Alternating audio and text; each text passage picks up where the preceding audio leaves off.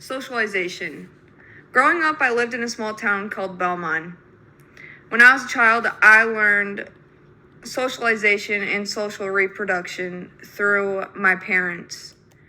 Socialization is learning through social interaction and how to follow the social norms and expectations of your society. And social reproduction is the continuation of society's culture across generations. My mom and dad taught me how to bathe and brush my teeth and also how to eat right and not eat like a slob.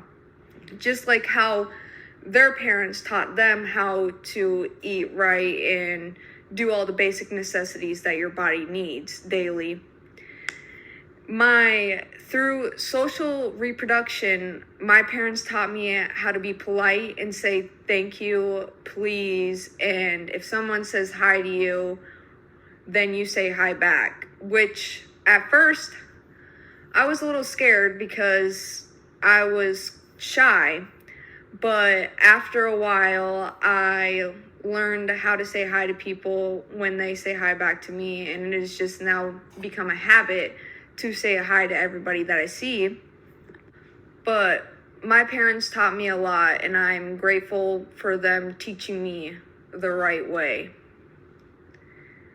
My siblings showed me a lot too, and I took the role of them, which is imitating what people do around you. And I would imitate my brother and sisters so much. Like if my brother was playing with his figurines or playing video games, and I would try to get in and do the same thing, or if my sister was playing dolls with her friends, then I would try to do the same thing as them, which most of the time they wouldn't let me, join in, but now they let me join in whenever I want to, which is funny how things turn around once you get older.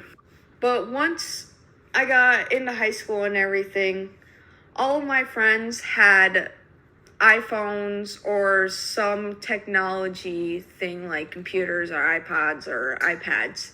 And at the time, I only had a flip phone, which I really wanted an iPhone or something that I could use social media on and talk to my friends, because I got left out a lot because I didn't have an iPhone and they did. But once I got older and more mature, I realized that social media isn't the best thing. Most of the time, it's mostly fake or some sort of drama that you don't need in your life. And today, Gen Z uses their smartphone a lot. Like 55% of Gen Z use their smartphones 5 or more hours a day, and 26% use their phones 10 or more hours a day, which at first I thought, like, how could you do that? But iPhones also have a screen time, and they show you like what your screen time is every single day, like once the week is over. And I looked at mine. Mine said that I used my phone at least 5 or 6 hours a day, which is unbelievable to think, but now looking back, I do get on my phone a lot.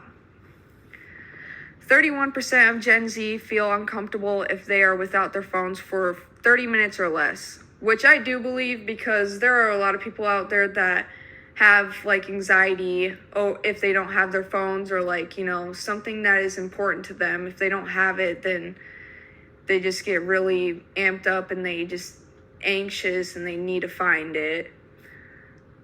65% of Gen Z are on their smartphones after midnight a few times a week, or more than 29% are on their smartphones after midnight every night, which I do believe, and I understand why it's such a high percentage, because younger people do go out late at night, or people are staying up late, so people are on social media a lot longer.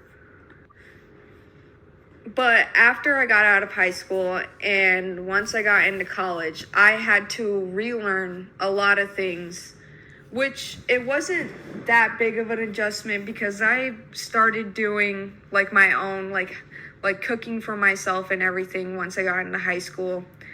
So it wasn't that big of an adjustment, but with classes and working and doing your homework, that was a big adjustment for me because there were so many essays that I had to turn in and so many assignments that I had to turn in one day, and then I had work on that day, or I would have a bunch of classes on that day. So it was very stressful at first, but then I got myself organized and talked to my bosses about how school is important to me and I need like a couple days off so I can do my homework. So after, communicating with people and discussing like how to like better myself and keep myself organized, it got a lot easier to be able to like manage college and working. So it's been a good ride like for my first year, and I've met a lot of new friends and learned about a lot of new things that I didn't know about. So it's been a really fun year for my first year of college.